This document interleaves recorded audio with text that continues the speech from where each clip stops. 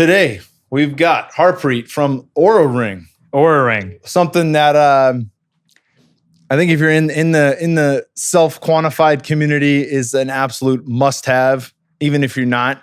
But I first heard about you guys from Ben Greenfield when he wrote that giant blog, One Ring to Rule Them All. Right? Yeah. He really took the deep dive into this.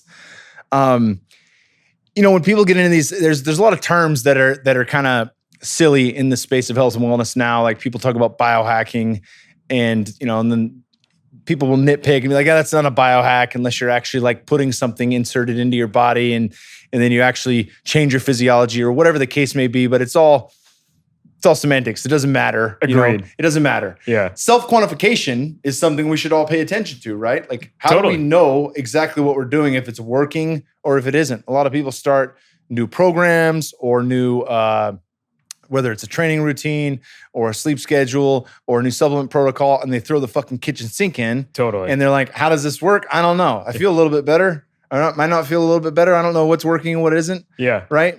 So I think a ring like this is an absolute must-have, because what it helps us figure out is the most critical piece of the equation in anyone's fat loss, cognitive function, or workout routine is sleep. That's the greatest tool, right? Yeah. I mean, thanks for obviously the compliments. Appreciate that.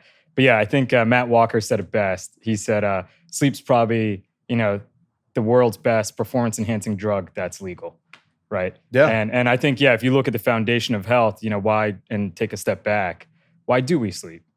Why do we need to do this, or should be doing this 8 hours a night? And you start to point out memory consolidation, things you learn in the day are played back at 3 times the speed. Helps you learn, right? Helps you heal. Most testosterone release, growth hormone, all released in your sleep.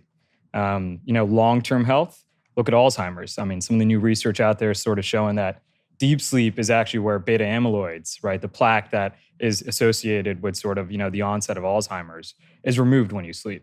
So, we have, it's something we do every day. I think it's something that we all take for granted a little bit, not all of us, but the majority of the population. And yet it's so crucial to the other 16 hours of the day that we're awake. It's, Oura Ring, we made it for a tool to drive self-introspection, right? To look a little bit deeper and understand, when you're making those lifestyle, choices, or whether they're good or bad, like what's actually happening. And it's, man, I appreciate obviously all the kind words, and I'm just happy to be here. Hell yeah, brother. Well, I wanted to have you on for quite some time. Generation 1 was incredible. And what's funny is that we'll talk about what this does, because, it's very rare that I have somebody on with a product, but I think you guys, the world needs to know about this, period. And so Generation 1, and I was talking with Aubrey about this, was really good. And Generation 2 came out, and it was like, that's like jumping from the iPhone 1 to the iPhone 10, all in one whack with nothing in between. No Oura Ring S model, just like fucking model. Just 10 jumps in a row. Like all the fact that I can put this on and charge it once a week for an hour, instead of every couple days. Yep. Many improvements across the board. So talk about what the ring does. Sure. And let's dive into some of that and how it can be used. And look, stop me if I'm getting too technical. So, I am an electrical engineer when it comes to, circuits and all stuff like that. So if I go too deep, please stop me, but I know your audience loves it. So at the same time, if we riff, let's riff. Hell yeah. So, as far as what we do, I think if you look at us as a wearable, we sort of chose the finger for 2 reasons. It's the intersection of sort of comfort, something you actually don't mind wearing every day, right? Most people who are married actually wear some type of ring, but it's probably the oldest wearable known to man if you think about that ring as a form factor. And then accuracy. If I were to sort of take a cross section of your hand, right, and your wrist, it's these arteries that we know on the inside of our wrist that have a ton of blood flow that flow into the fingers. If you look at, even though I'm darker skinned than you, right, I have probably, actually, I'm trying to gain on you right You're now. trying to gain on me. I'm trying to get like you this summer. Nice. You're getting close, man. You're getting close. But if we look at our palms, they look the same, right? Mm-hmm. We got that blood flow. It's close to the surface of the skin. And if you look at it from sort of a signal perspective, turns out that pulse signal on your finger is about 100 times stronger than sort of where the average wearable sits on your wrist, right? So we sort of started that cross-section of, okay, where can we get the most accurate and best signal, right? And then also, what is something, that's easy to wear that people don't mind wearing to bed? right? And so, yeah, we made a huge leap from Gen 1 to Gen 2. Gen 1, for example, we got some customer feedback. It was big. We knew it was big. The battery was bigger in it. Signal quality wasn't as good. New tech, always working on it. And then, we jumped to Gen 2 where it's titanium. It weighs a lot less. The battery life is way longer. And it's just super easy to wear. That's what most of our customers tell us. That, and they feel like the accuracy is just, really up in the upper, right quadrant of whatever you want to look at. In terms of what we're measuring, so we got that pulse signal I talked about. We're actually sampling that 250 times a second. The average Fitbit is sort of, sampling or shining a green LED most of the time about 12 to 20 times a second. I would say we're able to do that and maintain that long battery life because that pulse signal is so much stronger. So, what we actually see is something called a blood volume pulse waveform. But it looks like an EKG would on your chest, but it's actually just coming from the amount of volume of blood that's coming through here.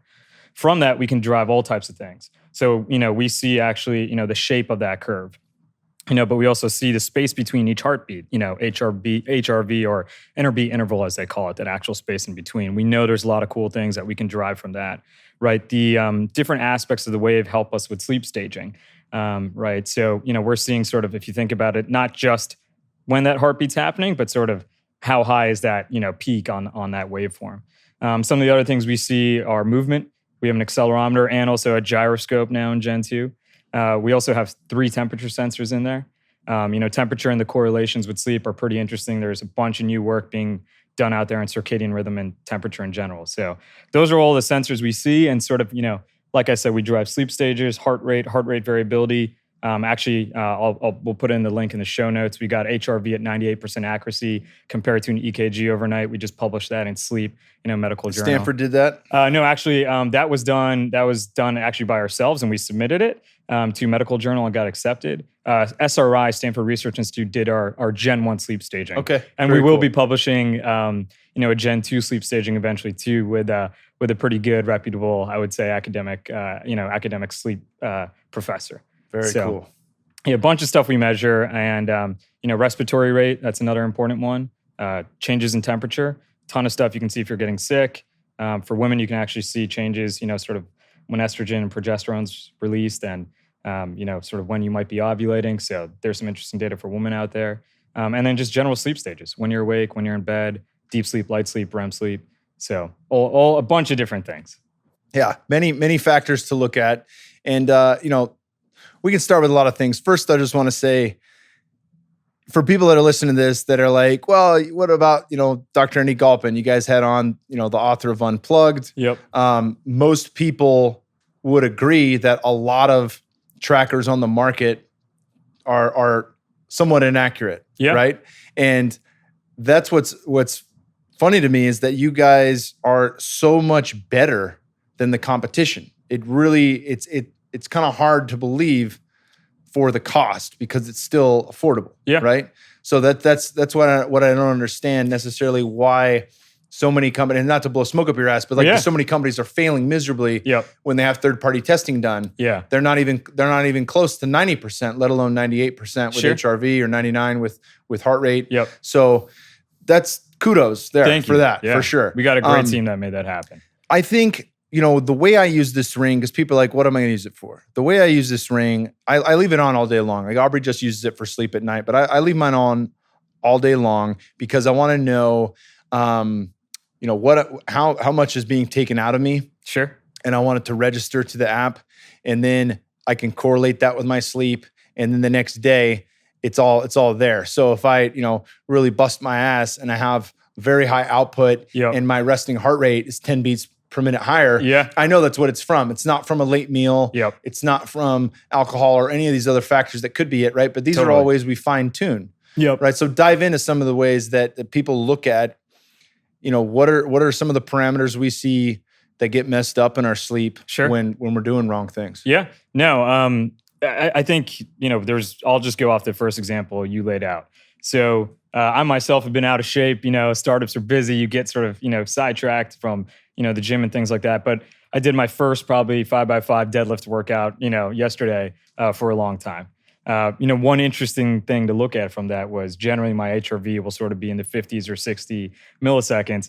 But, I busted my ass yesterday at the gym. I I was sweating probably by the third set. I was really, catching my breath by the fifth set, and saw a huge decrease in HRV that night. Right. And that's cool because that sort of shows me, okay, I definitely loaded my nervous system. Right. It's lower reps, higher weight tend to do that. And okay, so the next 2 days I'm going to go in the gym. I want to get that HRV back up before I go into a heavy compound lift for that. So we're seeing all types of people look at that data. We're seeing pro athletes look at that data. People who are just in Spartan races. We have some ultra runners using it, Olympians using it, and they're using that HRV data to train. I think some of the other use cases, frankly, that we're seeing is just general things you do every day in life. Another example. I was out at a party 2 weekends ago. I've been going keto, so really not drinking much at all, right? But had one drink, right? White wine. My resting heart rate was 10 beats higher from that one drink. And I'm doing if was right it now. late? Was it late? It was probably 9 o'clock. So, and I probably was in bed by 11. So it was close to a few hours of bedtime. Close to a few hours of bedtime. But it's cool to see that quantification because now I'm like, oh man, that's going to make that next day so much harder. Whether I'm trying to get work done in the office, doing calls with, potential partners, stuff like that. Or even if I'm trying to get my butt to the gym, it's going to make it that much harder. So I think what we see is just people are starting to look in more, looking at their lifestyle actions and start to see some of the effects. I sort of look at it like our cell phone. We touch our cell phone 150 times a day. If you think about that, that's like 9 times an hour. What if we checked in with ourselves 9 times an hour? What if we looked inward? And look, in reality is you're not going to do that. We're all busy now. We're working, we're working around the clock. We got emails, texts, right? Whatever it may be, Slack. But we want to show you some data so it makes it easier to look inward, right? It makes you think about what did you do and what effect might that have had? And, we start to see people that start looking at this data and they start to realize, oh man, yeah, I had a late meal. My HRV was lower. My deep sleep was lower. And what did I do? Oh, I ate a slice of pizza or 5, at 9 o'clock and I still went to bed at 11. Or vice versa. Hey, I ate a clean salad, right? Got to bed pretty early, actually at, 10, let's say 9 or 10 o'clock. And all of a sudden my deep sleep went off the roof. Or if, in this case, I like blue light blocking glasses. Mm-hmm. I'm super sensitive to light. Man, if I travel without blue light blocking glasses, because your circadian rhythm's messed up when you travel. Hotels, all that shit too. Exactly. Yeah. All the lights in the rooms, all the LEDs, forget it. Like I do not get melatonin release. I do not get to sleep, even if I'm taking 3 pills, 4 pills in New Mood. I'm that sensitive to light. So I think it's a tool that we made to help people focus on, improving their lifestyle actions and choices, or even just learning from the bad ones, frankly, and then being able to take action the next day. Hell yeah. It's so empowering. I mean, that's truly what it is. When I first had the Gen 1, I was living in Cali and had a medical card for marijuana. Okay. And I was using cannabis at night and, it knocks you out. So like it works, right? Totally. And then so I was like, oh, let me see what's up with this Oura Ring. Let me see if my REM sleep is affected by this or not. Yeah. And I realized if I got super baked, I was actually awake for the first 4 hours of the night. I'd be awake until like midnight. Yeah. Just stoned. Yep. In dreamland, but not dreaming, right? And then I would fall asleep and actually get a shorter night's rest from that, right? With less REM, obviously. Totally. But if I titrated that down to whatever like the lowest feelable dose would be, which is now around 1 to 3 milligrams. Yeah. I got a spray. Then my REM sleep stays high. I fall asleep on time. Like it actually improves. So it can be performance enhancing, totally, or it can't be, right? Yep. But it was such a cool, interesting way for me to be like, oh, okay, this is affecting me negatively just to get blasted off in outer space. Yeah. Still cool to do every now and then. Yeah, definitely. But pick my timing, right? It's not a nightly thing. Yeah. And I wanted to talk with people about my sleep cocktail, that I really came to get from using the Oura Ring and seeing REM sleep goes through the roof, almost triple on some nights. Wow. Go from about 55 minutes to an hour to 2.5 to 3 hours. Yeah. And what I do, and I take a little bit more because I'm a bigger guy, but I'll have 2 Alpha Brain, 3 New Mood, the standard dose, 6 sprays of the melatonin spray, we have it on it, and then 4 of the key minerals with the magnesium. Yeah, right. Right. So magnesium, critical to take at night. Yep. If you take it during the day, you might shit yourself. So great for night. I've done that, not gonna lie. Yeah, I've had those issues. New Mood is incredibly good at keeping you asleep. So melatonin will tell your body it's time to sleep. Sure. And then New Moon is very good at keeping you relaxed so you can stay in that deeper sleep. Also has 5-HTP and a number of chemicals that help with creating more melatonin and serotonin and different neurotransmitters we need to be boosted up during the night, right? Definitely. So excellent source. And then for whatever reason, the alpha brain, as they talk about, really works on increasing REM sleep. Yeah. You know, I don't have lucid dreams like people talk about on the Rogan Experience, but I have a shit ton of dreams. So, I mean, like it's cool to see, like, and that'll be different for everybody. I'm not saying take my exact dosage. It's going to work for you the same way it worked for me, but it's the fact that you can experiment and see exactly what changes are going on. Totally. You know, and even something as simple as like, oh, I don't want to buy all these supplements.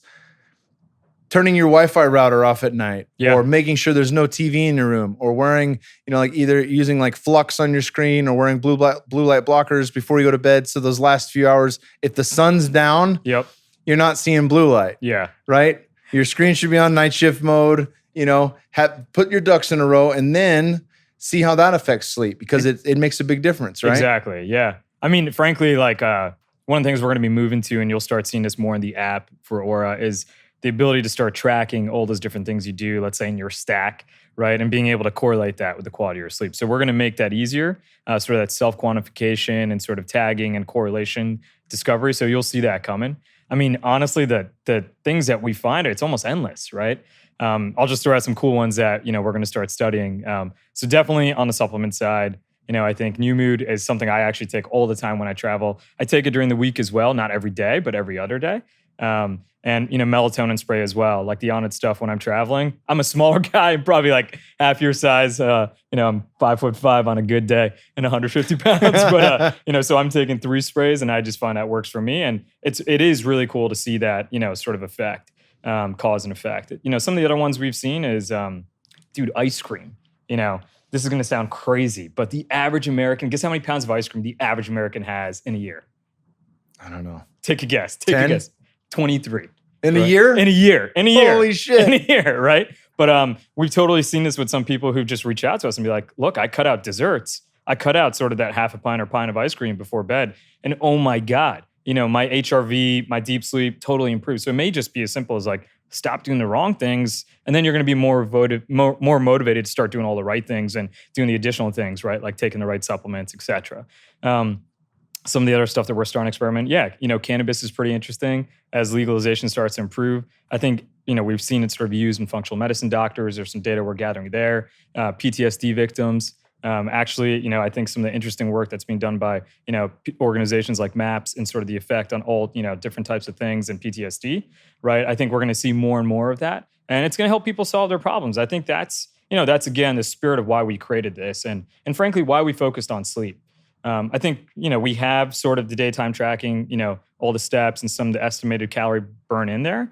But I think the use case of sleep ends up being so helpful to optimize every day because you spend 8 hours, or you should spend 8 hours doing it, right? And it affects everything you do the next day, mental, emotional, right, physical. So I think there's so many different things you can start to play with and, you know, and use Oura as a tool. And yeah, I don't know if I'm going to call it biohacking, you know. It's obviously something that, sure, you know, I think the movement towards that has been great for us, but really just self-introspection, just learning how your body works and learning sort of, you know, what you're doing every day and every night has a huge impact on the next day. Yeah, 1,000%. And there's things we can do throughout the day. And that's obviously, you started touching a little bit about stuff you have in the works coming up. Yep. I want to talk about what we can look at with meditation and things like that with you and breath work. But I also want to, let's rewind, because you heard me on Rogan's talking about Osho and Wild Country. Yeah. It's such a good one. It's such a good one, man. So it's like one of the best shows I've ever seen on Netflix. I think it is. I think as far as like a, you know, I almost look at it as a drama documentary, right? I don't know if that exists as a category, but it's pretty bomb. I just think it's nuts, like how someone from India or a group from India just cultivated this movement and up and moved to like sort of middle of nowhere out in Portland, right? And this was a while ago, right? But, you know, we were just being born, right, when this kind of stuff happened, or being not even born yet, right? So it is, you know, I thought what's interesting though is when you look at it, some of those things that, you know, Osho does, or you'll see them doing, you know, when you guys watch, you know, if you haven't watched it yet, but things like priming, things like breath work. You see them doing this. And this is something that's been, you know, studied in the Vedic scriptures and going back, you know, hundreds of years. Thousands. Thousands of years. Sorry. Yeah. Thank you. And I think, as we start to learn more with science, more with technology, and be able to quantify some of those effects of things like breath work, right? The more and more we're going to see people doing it. And I think having access to information, like what we found is just like, oh, you see a cause and effect, it makes you more likely to do that. I think before you could check in with yourself more. We didn't have all these distractions thousands of years ago, right? So it's easier to see that cause and effect or actually feel it. But nowadays, frankly, man, it's even hard. It's hard for guys like us, hard for people in this audience who are dialed in because of all these distractions. So I think, data is going to start bringing people back and like starting to use technology for good, right? And so, meditation is something that we're working on, and doing some work with a bunch of different partners, like, people like yourself. And we are going to, incorporate sort of HRV, in a meditation mode. So you can see that move from sort of, sympathetic to parasympathetic. And then there's different types of breath work, right, that you can experiment with, right? Changing sort of the exhale length versus the inhale, all the stuff that Wim Hof and a bunch of other people, and that people have been doing for thousands of years. Yeah. Right?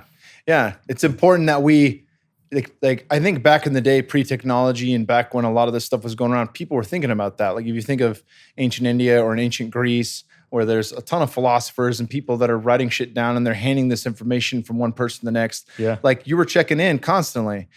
And if you felt a certain way and you went to your friend and said, man, I feel like shit, or I feel anxious about this all the time, or whatever that is, there was tools for that. Yeah. Like, hey, I know a way you can get rid of some of that stress. Let's shake. Yep. Let's shake it out. Let's fucking jump up and down. Let's scream for a little bit. Loud audible exhales, loud audible ohms. Definitely.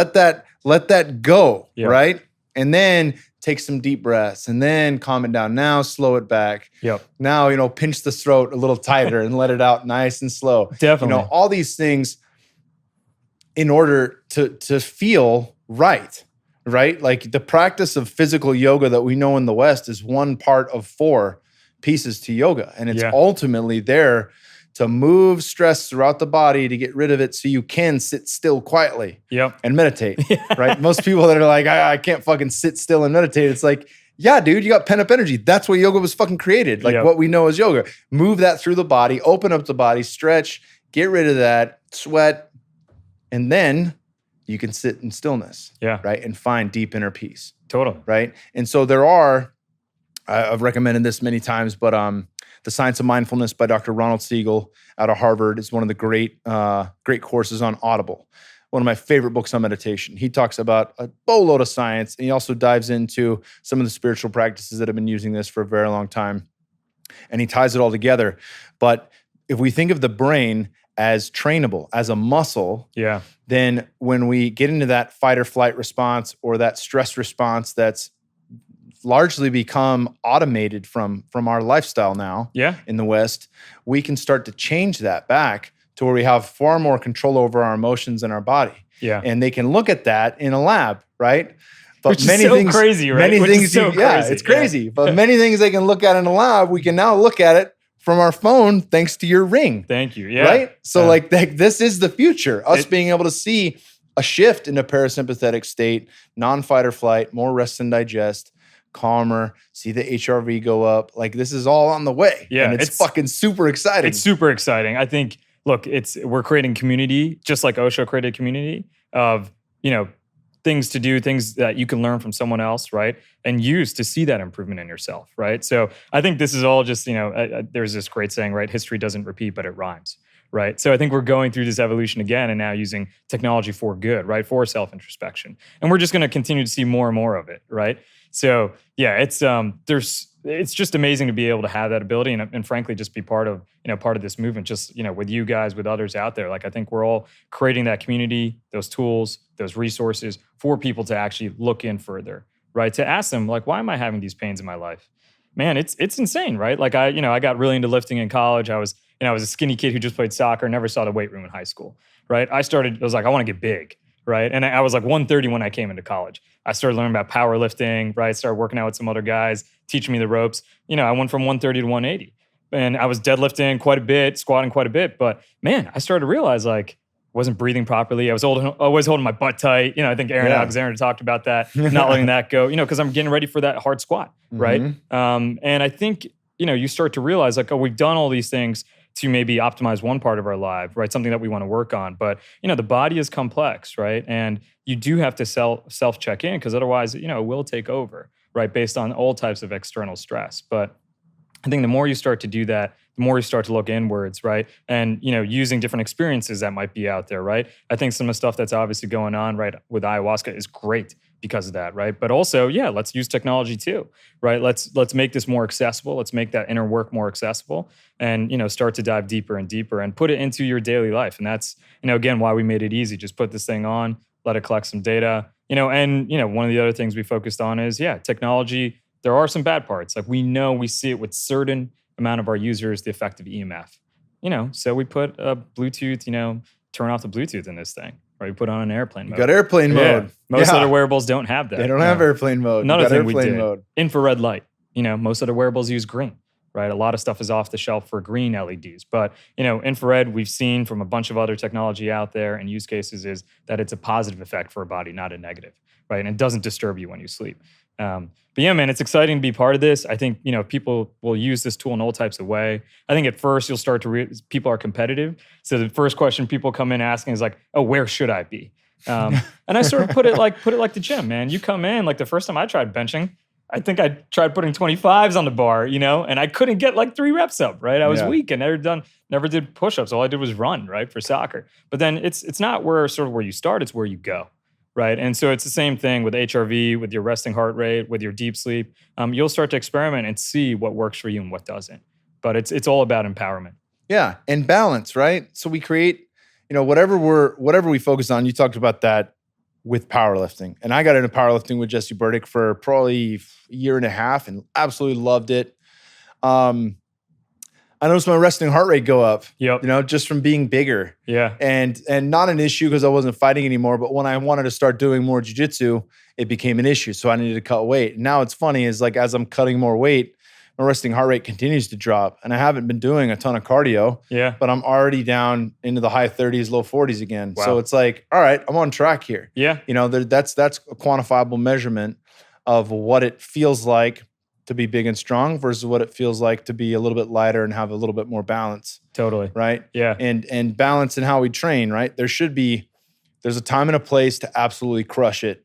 And whether that's, powerlifting or, doing an ultra marathon or whatever the case may be, but that can't be the meat and potatoes. That can't be the daily practice. Sure. Yeah. Right? So seeing what that looks like, how that affects our sleep, and then how we recover in the days that follow, doing things like active recovery. Yeah. Because what's cool about the app is that it'll tell you like, hey, take it easy today, but it doesn't tell you to fucking sit on your ass the whole day. Totally. Yeah. Right? Like you have to be active. You still have to move in order to flush that metabolic waste through the system. Exactly. And that's how you increase recovery. Yeah. I mean, again, we'll start publishing more and more of this data. So, you guys will start to see it more in the app. But one thing we see is actually the beneficial effects of light activity, right? So just movement, mobility, even things like simple cardio, right? Like, okay, let me get 2-3 minutes, low intensity, maybe a 15-30 second sprint. We're seeing that really, depending on where you are at your fitness, improve heart rate variability, right? So something you might think like, oh, I don't want to go to the gym and get on the bike for 20 minutes and do some foam rolling. Like I'm used to coming in and crushing the weights. That might actually help you perform better over the long run. So we're seeing a lot of interesting data from that. Some of the other things, how we're seeing people do it is just simple, like honestly, pre-bedtime rituals, meditation. I think there's a lot of research coming out on this, can be beneficial for sleep, can help put you quicker into that parasympathetic state. So some type of meditation before bed. And again, this has been going on for thousands of years, right? Sort of in the morning and when you go to bed, again, these probably happen at certain times or have, historically for certain reasons, but we're seeing that to start to benefit some of our users. Simple things like foam rolling and stretching before bed. A lot of people, we have a lot of tightness. We're sitting at desks all the time, right? Being able to just like get up and loosen up a little bit before bed, open up your psoas. I use one of those Corgis balls. I just lay on it. I didn't even know what my psoas was. I got an orb. Yeah. And that's a gnarly thing for anybody who hasn't done that. It's crazy. But it's essential, right? Yeah. We had Rob Wilson out from Art of Breath, who was a co-founder with Brian McKenzie. And they did a seminar here on it, jumped on the podcast. And I was blown away. It made sense while we were doing it, but I was blown away by how much mobility work is implemented into the psoas and the diaphragm prior to fucking breath work. Yeah. Like, let's open all this up so you actually can take a deep breath. Totally. Let's improve the thoracic mobility. Yep. Let's get you hanging, get the subscap to open up. Now, Be able to go deeper. I actually have my full use of my lungs. You have space, right? yeah, There's not yeah. tightness and congestion, and ribs are locked down from chronic stress or sitting Sitting at a computer. at the desk, sitting Yeah. at the computer, sitting in the car, sitting at home at the dinner table, sitting on the couch watching TV, and then finally we lay down, for bed. That's the only time we're actually straight. Yep. It's like that's not a good look. No, it's not. Right? I mean, yeah, it's crazy, right? Again, we didn't, if you look back hundreds of years, right, even tens of years, right, we weren't sitting that much, right? And just the effect of that and our whole breath and our posture. I mean, I think orthopedic surgeons are just going to continue to skyrocket because of, unfortunately, all this, time we're spending sitting, texting. I mean, I feel like just the position that you're at when you're looking down at your phone, texting. I mean, your mind is focused on one certain thing. You totally forget the world around you. Head is cocked forward. Head's cocked forward. If it's a stressful thing you're reading, like an email, there's been plenty of times where I made the mistake of checking my email before bed. Oh, And my wife came in the room and she's super tuned into me and she's just like, "What are you doing on your phone? Please Yep. tell me you're not looking at emails." And I'm like, fuck. yeah. This thing just came in and it's, I'm super stressed about it. And then we'll fucking have to talk about it for another 30, 40 minutes. Just decompressing that shit. Let it go. Breathe, breath work, shake, roll. And then, all right, now I can sleep and have a quiet mind. Yeah. But I think people run into this issue of you sit down, you've been busy the entire fucking day from start to finish, Yeah. right? From the first moment you get out of bed, you're looking at your phone, you're checking the news, you're doing whatever you do. You go to work, you come home, you have family time if you have a family, or you watch TV, whatever. But there's always stuff coming inward, Totally. right? There's always the external coming in through your eyes and your ears. And then you finally lay down at night. That's the first time you've had alone time or quiet time to be with your thoughts. Yeah. That's a fucking bad time for that to be the first time in a whole 24-hour cycle Totally. for you to be able to manage that, right? That's Yeah. why so many people lie in bed awake. Yep. They're I mean, the numbers first are time you shocking. look, yeah. It's like, I heard this from, a medical company that makes an over-the-counter pain supplement. I'm not going to say who it is, but you'd all know it. And what they saw was actually the PM version. Oh my God, it is outselling like the regular daytime version of this painkiller, right, over-the-counter painkiller by like 2x. And it's just because if you look at the numbers now, insomnia is affecting over 10% of Americans, right? Over 150 million Americans are not getting enough sleep each night. And then you do that continuously and you practice these bad habits, unknowingly. And yeah, they're going to have long-term effects, right? And that makes it harder because like just as the brain is trainable yeah. to get into this meditative state and to know peace, Yep. right? It's also trainable in reverse. If you're fucking constantly stressed, Totally. you're going to have a much easier time getting into your stress response Yeah. because your body thinks that's the world you live in, Yep. right? So the brain will train itself, neurons that fire together, wire together, Yeah. to associate all the shit as like, this is the end of the world. It's fucking, your brain's What was like that Chicken line? Little. Neurons that fire together. Wire together. Nice. I like that. I'm going to definitely use that from Yeah, now fuck on. yeah. It's one of Yeah. my favorites. But Yeah. like, it's so true, right? And so Yeah. like we have this response where, it's greasing the groove. We talk about that in fitness. If I don't have an hour to work out, I can do push-ups, every hour on the hour throughout the day. Sure. That trains the central nervous system, trains my body, and I might even have better results from that than Yeah. just doing one workout in a day, right? So, but the same thing goes for stress. If I'm chronically stressed, like we talk about acute stress versus chronic, and I spoke about this in the last guy I had on, Nicholas Pino, who wrote the non-tinfoil guide to EMF. Yeah. Right. But if we have acute stress Yep. that we willingly choose to bring in, that's a good thing, right? It's when it's chronic that it's an issue, right? And some people they overtrain. They're chronically overtrained. And that's another thing I think that's beautiful about this app is that, in the ring is that you can see if you're not fucking recovered. Totally. Like fighters, when I used to fight, you have a fight scheduled, you're not taking a day off. You might go slightly lighter on that day, but you're never taking a day off because you got the fight lined up. And then over time, you're like, fuck, I might need a day off during the week. Totally. I see Chuck Liddell do it. I'm like, all right, maybe this makes sense. Maybe it's okay to rest more. And in that, be better. Yep. Right? There's cool instances we've seen. So I'll talk about a few. Tour de France. Tour de France just happened. We were able to get a couple of Oura Rings on some of the riders just to start collecting data. Crazy, crazy stuff we've seen. I think some of the best riders we saw, that actually performed, people that were wearing the yellow jersey for a bit in the race, consistently great data coming into the race. HRV was high, resting heart rate was extremely low. And they were able to keep that up throughout, I forget what it is, almost 3 weeks, right? When they're running, they're riding 100 miles a day. So it was very cool to be able to see that. And then there was other people who, other riders, unfortunately, who were probably overtrained, right? Which happens to a lot of it. Because to your point, you got a competition, you got to get your butt in shape. And unfortunately, it's like, you're going to do what you got to do to feel like you got to be able to ride, but that you end up hurting yourself. And so unfortunately, like it was really cool to see. And at some point, if we get permission, we'll publish some of this data, but be able to see some of the people that were really well rested come in, do well sort of throughout, and then sort of the vice versa with people who are overtrained. We've seen that with ultra runners. Ray Zahab, he was in the documentary on Netflix with Matt Damon. He's now 50 years old. He just ran across Namibia and Africa. The whole desert. I forget, 1,200 kilometers in 10 days. Some crazy stuff. Bro, he clocked his best time as a 50-year-old because he's been using Oura over the last year to train. So he's just like, I never used to take the days off, and now I can see that response, and I'll realize like, dude, I really kicked my butt. And it might not have been from training. It might have been because I got in a fight with my wife, or because, I missed my kid's recital, right? And I feel really bad. And that's been affecting his sleep. And he's like, I don't want to train that next day now. And he's been able to set his best times doing that. We've seen just some average guys, like not average, but still, probably much like this audience, like, very pushing themselves physically and mentally, and we found a guy who just won, actually, he qualified for Kona.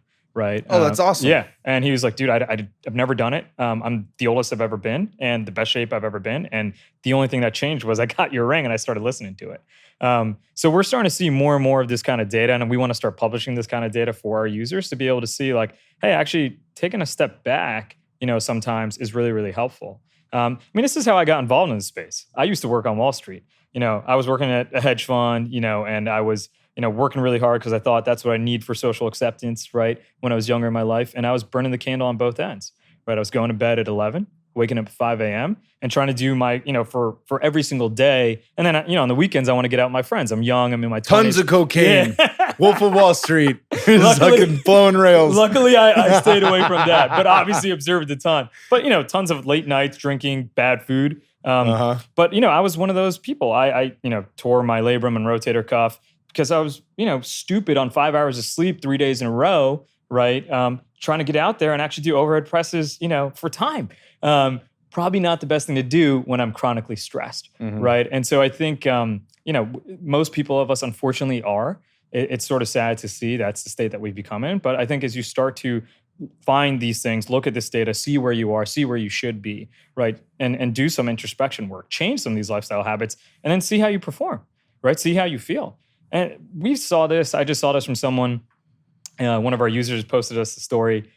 He went vegan, right? A lot of big changes in his life. Broke up with his girlfriend, right? Went vegan, and he started running. He went from sort of HRV in sort of the 30 millisecond range, and he's, in his early 30s, which is so a little bit below average. I'd say actually below average. Dude, turned a bunch of things around in his life.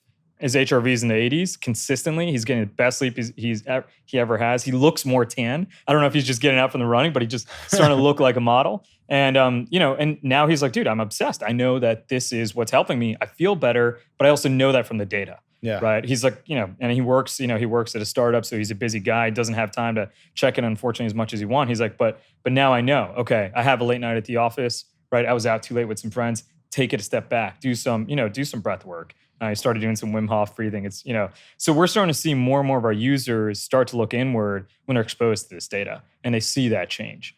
So yeah, it's really cool to be able to help empower people. We like to think about it. It's like we want to empower the potential of a well-rested world, right? If you're well-rested, you're in that alpha state, you're in that flow state, right? Like you can do a lot, man. That's when you're starting to achieve your life goals, right? And you're your best version of yourself. Yeah. Right. And it's not about the other person, it's you. Best interactions with, because there's no limit to the amount of shit that we'll come across in a single day or in our lives, right? Yeah. There's always challenges, there's always stressors in life, but ultimately it's how we look at these things that affects us. Yep. Right. So, but if we come from that place of calm, quiet, peace, it's a lot easier to deal with the hecticness of life, as opposed to I'm already triggered, I'm already charged, I feel like shit, I'm in pain, I'm on a lack of sleep, my brain's not working right. Where's the fucking word I'm thinking of right now? You know what I'm saying? Like all the time. Then it's just easier to get triggered and get into that really, the bad.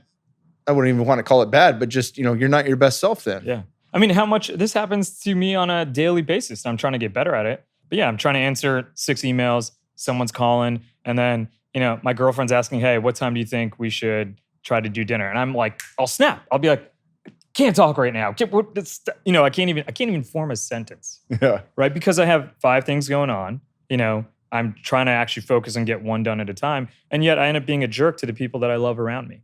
Mm-hmm. Right. And you end up being you're doing a disservice to yourself. Right. So it's cool that I feel like, when you start to do some of these things that you guys have all the right network, the right type of guests that are teaching breath work, teaching movement, right, on the podcast that you're doing here, you're teaching in person on it, and start to see some of those, the cause and the effect, right? And be able to look inward and realize that all these things are interconnected. Sleep, I do believe that sleep is a foundation. If you're not sleeping well, right, your diet and your exercise will fail. But, it's a good foundation, and then they all start to stack on top of each other. Diet, activity, mental work, inner work, right? And so I think what we start to see is all these things start to work together.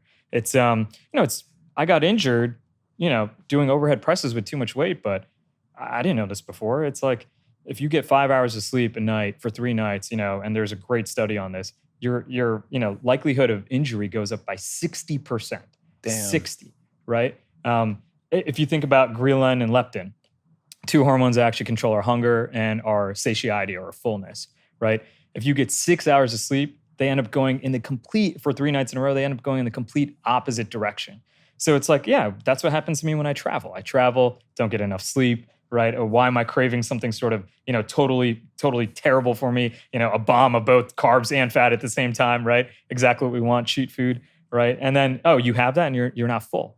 Well, it's because those hormones are already working against you. Yeah. Right. And so, look, I think it's no accident when you start to look at the lack of sleep in our society and you look at sort of long-term health effects. Unfortunately, more diabetics, pre-diabetics than ever.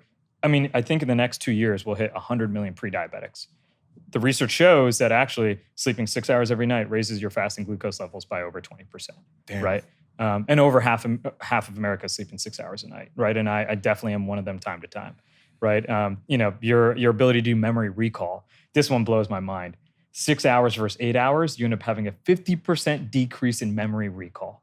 Wow. Right. And so your body, your brain is trying to consolidate all those new things you learned that day. Right. All the new information now, we're releasing a new product. Here are some of the hardware specs that we have to tweak before that, we're doing these changes in the algorithm. Well, if you don't get that extra hour or two of sleep, not extra, that, necessary hour or two of sleep, the crucial sleep, that goes out the door, right? Your productivity goes down.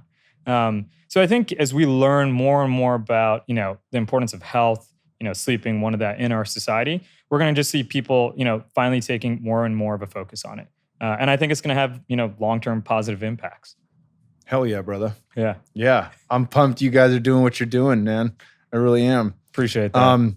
Is there anything else you want to add? Talking about stuff you guys got coming up for the ring? Anything new? I think, one of the probably 2 things you're going to see a lot more from us is, gathering more of this data amongst our audience, sort of doing almost like labs experiments and having people volunteer to, things who are doing a fasting diet for 3 days and seeing sort of the cause and effect. People going keto, knowing what that should look like or not look like the first few days. So we'll start to publish some of these, studies, I guess. I can tell you right now, from the time I was using the Gen 2 when I did my 5-day water fast in Sedona. And my first night of sleep fasted was great. I slept 10 hours. It was like a 95 sleep score. Crushed it. Yeah. And then every night after that was horrendous. Yeah. Because my body was like, you're not going to fucking sleep. Go out and look for food. Go forage. Yeah. Go look in the middle of the night, right? Totally. If you haven't eaten, you need to eat. And so that makes sense. I just want to mention that because people will be like, and Greenfield's even said why I don't sleep or why I don't fast for more than 24 hours. But there's a lot of science that shows the benefits of fasting water only for 3 to 4 days. Yeah. A lot of science. Yeah. So with that, I'll encourage you, even if you're getting the lack of sleep, You will rebound. Yeah. You will get more sleep after that. No, I mean, the And long-term effects on long-term fasting, effects I are think, massive. Walter Longo and even some of the work that's just being done in the blue zones, right?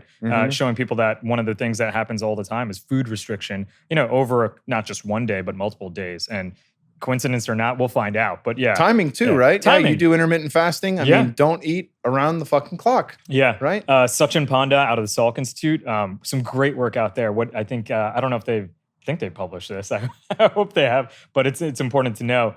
Basically, what they showed is eating at night, you end up having very, very different glucose responses to food. Yeah, and they did publish that. Rhonda Patrick had That's him right. on. Rhonda Patrick had him on. Yeah. So, melatonin's released. As melatonin starts to get released, your liver and your pancreas shut down, right? And they're thinking, hey, it's nighttime. I should be going to bed, right? But then you bomb it with food and it's going to sort of go haywire. There's a shift in microbiome activity as well. So like your gut bacteria knows the sleep-wake cycle. Yeah. It's tuned in to the timing of the day. Like it knows like, all right, it's time to kick back, put our feet up, nerve. relax. Yeah. Mind-body connection, mind-stomach connection, right? But so I think you'll start to see, as far as what we're working on, more and more of these, call it citizen science studies, just making it easy to gather data and seeing what people have done and what's helping them, what's not. And we'll throw some fun ones out there. What drink's the best for you? We found our users react differently. I happen to do better on a light beer. 1 to 2 light beers. Really? Heart Have rate you tried the Dry Farm wines? I have tried the Dry Farm. Same thing. Dope, man. I can have a whole bottle of that and still sleep all right. Like I'll still sleep in the 80s. But I know Todd, he does, right? And no hangover. Yeah, we actually got to get an Oura Ring on him just to see. But and tequila. I love tequila. I was doing keto for a long, long time, and I was like, plant-based, right? Minimal calories. Dude, completely jacks up my sleep. Resting heart rate 10 to 20 beats higher. Wow. Right? No deep sleep. Just and it's an upper, not a downer. So I guess somewhat makes sense. So you'll start to see us publish more and more some of these studies, citizen science studies, just to get the data out there. And then the other thing is you will start to see us do more and more things during the day, right? Breath work. We haven't done it yet, but seeing some patterns, in your daytime HR and HRV, and maybe making a call to action that, hey, we see a break in your calendar. This is the future that I dream of, that I would love. Hey, let's take 5 minutes to 10 minutes to sort of do quick meditation, breath work exercise, and see that, right?